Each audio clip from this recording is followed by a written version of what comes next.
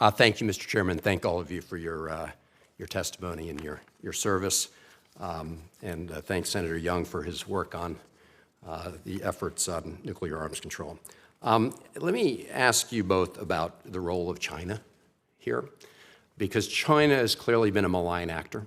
You have President Xi saying that their friendship with China knows, quote, no boundaries, all in, visited Moscow, cozying up to Putin.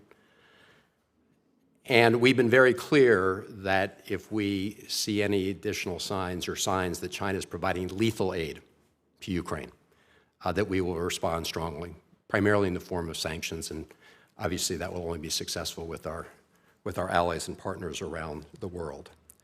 But I also noticed that Putin has said that he is considering deploying tactical nuclear weapons to Belarus. There have been some reports that President Xi and China have had a restraining influence on Putin when it comes to the possible use or threatening the use of nuclear weapons. And Putin, and China's diplomats, as we speak, are visiting various European capitals to test different proposals that they want to advance in terms of a settlement. We've been very clear that any settlement has to be proposed by Ukrainians and President Zelensky. But my question to you is, we know all the bad things that China has done here. Is there any positive role, in your view, that they could play if they so chose, and what would that be? If I could start with you, Ambassador Sullivan. So I think the visit by the special representative to Europe is a key indication of how sensitive they are to the EU market.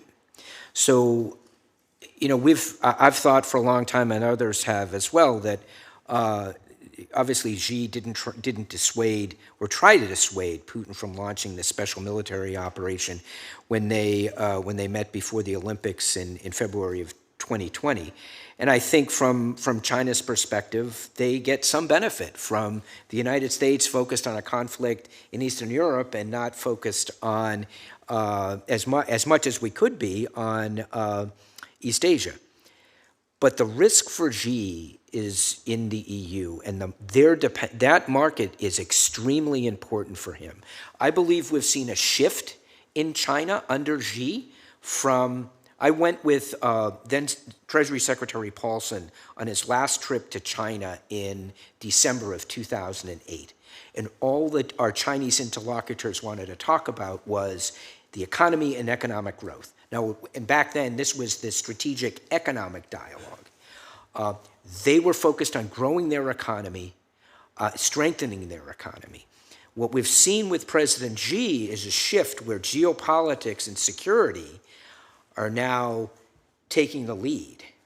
So the geopolitical rationale for supporting his dear friend, the president of Russia, that's what he's been pursuing. But what is nagging at him now is that underlying need for economic growth. And if they drive the Europeans farther away from China because they're supporting Putin in a war in Europe, that's not going to be popular with the Europeans, and that's not going to help them in that really key market for them. Dr. Taylor?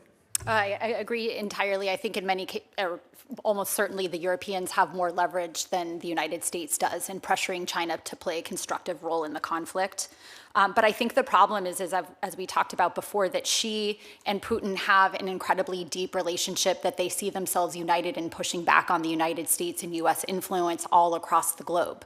And in that sense, I don't think that Xi will play a productive role in this conflict. I mean, I think Xi's interest is ensuring that Putin doesn't lose, and in a scenario where Ukraine makes significant progress in its counteroffensive is the scenario that I could imagine Xi crossing America's red line and beginning to provide more lethal assistance to prevent his best and closest ally, really, from falling in Ukraine. So I don't see evidence currently for example, in China's peace plan. I think in many ways is almost laughable, calling for a ceasefire without any withdrawal of Russian forces, which we all understand that Putin would just use as to rest, retry, refit, retry. And so until we see a very significant change in the rhetoric coming out of Beijing or in the proposals that they put forward, I don't see them playing a constructive role in the peace process. So it's primarily window dressing and theater for European They want to have their publics cake and eat it too. That's my assessment as well. So I appreciate you both being here. A lot more questions, but I see my time is out.